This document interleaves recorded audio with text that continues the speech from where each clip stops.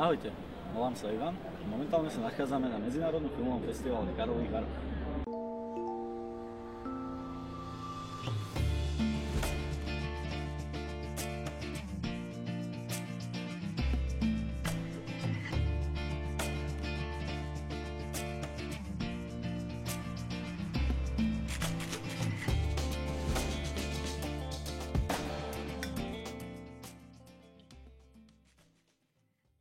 Festival ponúka veľa zaujímavých snímkov.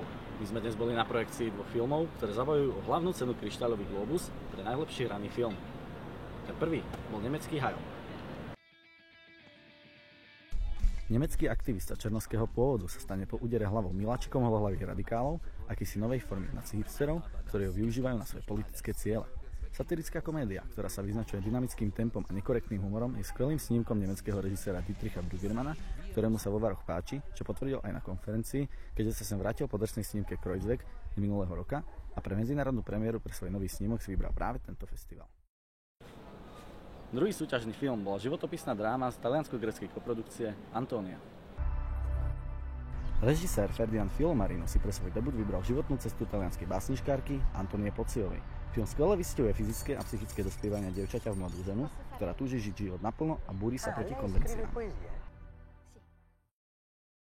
Okrem súťažných filmov sme boli aj na projekcii slovenského filmu Koza a americkej dráme Franny, ktorej účinkuje hlavná hviezda festivalu Richard Gere.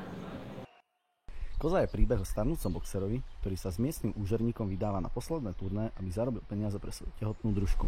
Peter Baláš, bývalý slovenský olympionik, hrá vo filme sám seba. Film mal byť pôvodne dokumentom, no nakoniec sa tvorcovia rozhodli pre hraný film.